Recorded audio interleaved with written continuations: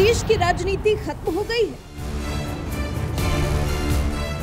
क्या यही खींच है नीतीश की जो समय समय पर निकल रही है?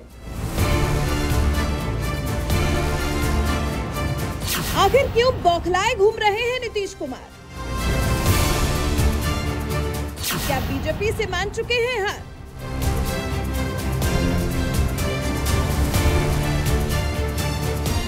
ये सवाल अहम है क्योंकि बीजेपी और नीतीश का नाता बहुत पुराना है और खट्टा मीठा भी है।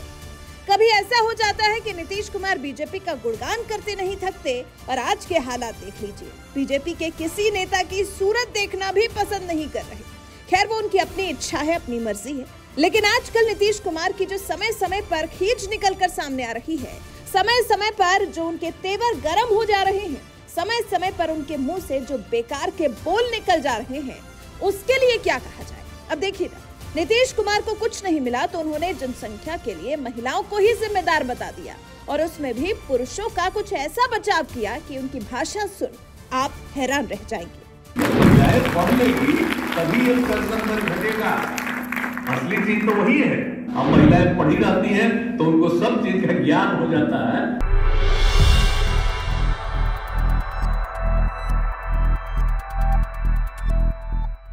हालांकि फिर बीजेपी ने भी नीतीश कुमार को उनकी अमर्यादित भाषा के लिए आड़े हाथ लिया है। बीजेपी ने नीतीश को महिलाओं के लिए ऐसी भाषा का इस्तेमाल करने पर सबक सिखाया है। बीजेपी ने इसे नीतीश कुमार का सड़क छाप बयान करार दिया है। राज्यसभा सांसद सुशील मोदी ने देखिए नीतीश कुमार के बयान पर क्या कुछ कहा है। देखिए, नीतीश कुमार ने कल जिस प्रकार का बयान दिया महिलाओं के सामने, एक सड़क छाप बयान है। एक मुख्यमंत्री से ये अपेक्षा नहीं है कोई इस प्रकार का घटिया, हल्का और सेक्सिस्ट रिमार्क जो है वो करे। ये बात ठीक है कि महिलाओं को शिक्षित करने से परिवार नियोजन को बढ़ावा मिलेगा या प्रजनन दर को नियंत्रित किया जा सकता है, लेकिन जिस तरह से उन्होंने पुरुषों के बारे में जो हल्की टिप्पणी की हुई महिलाओं के बीच के अंदर, तो ये बहुत ही अपमानजनक है, बेहद दुखद है। अब पता नहीं नीतीश कुमार को क्या हो गया, पहले तो इस प्रकार के नहीं थे, अब वो कहते हैं जो पिएगा वो मरेगा। एक हमारी बीजेपी की एमएलए हैं निक्की हेम्ब्रम, उनको कह दिया कि आप बहुत सुंदर हैं।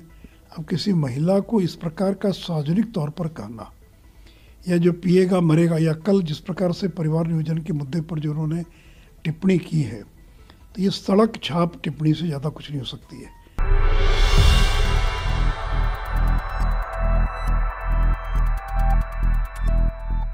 तो कुछ इस तरह से नीतीश कुमार के बयान पर सुशील मोदी का रुख सामने आया है। वहीं इस मामले पर नेता प्रतिपक्ष सम्राट चौधरी ने कहा है कि मुख्यमंत्री जी ने जिन अमर्यादित शब्दों का प्रयोग किया वो संवेदनहीनता की पराकाष्ठा है। ऐसे शब्दों का प्रयोग करके वो मुख्यमंत्री पद की गरिमा को कलंकित कर रहे हैं, जो कि सही ही है।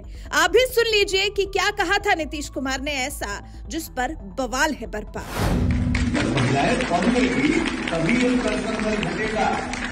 असली चीज तो वही है।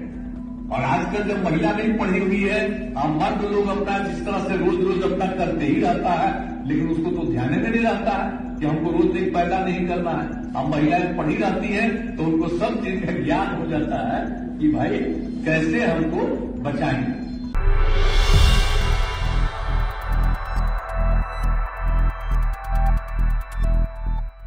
अब आप खुद बताइए, महिलाओं के लिए और पुरुषों के बचाव में नीतीश कुमार की ऐसी अमर्यादित टिप्पणी के लिए क्या कहा जा सकता है।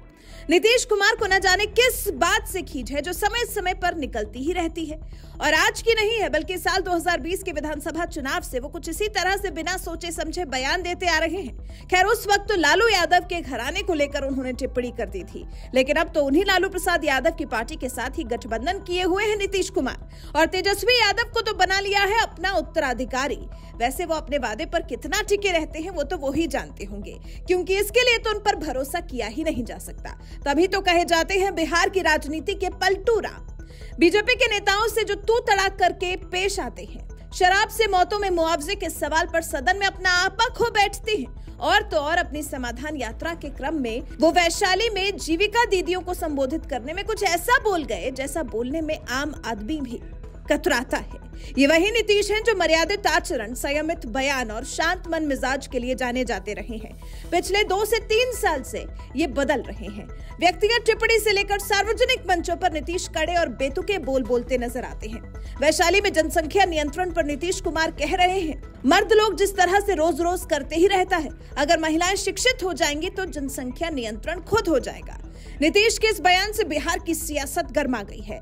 बीजेपी को मौका मिल गया है और बीजेपी ने इसे अशोभनीय और अमर्यादित बताया है। साथ ही माफी की मांग की गई है नीतीश कुमार से, लेकिन लगता नहीं कि नीतीश माफी मांगेंगे, क्योंकि आजकल जो नीतीश के तेवर हैं वो कुछ ज्यादा ही तल्ख नजर आ रहे हैं। वैसे आप नीतीश कुमार के इस बयान से कितना इत्तेफाक रखते हैं? नीतीश के इस बयान पर आप उनको क्या सलाह देना चाहते हैं? कमेंट कर हमें जरूर बताएं। महिलाएं पढ़ेगी तभी एक संघर्ष घटेगा। असली चीज तो वही है।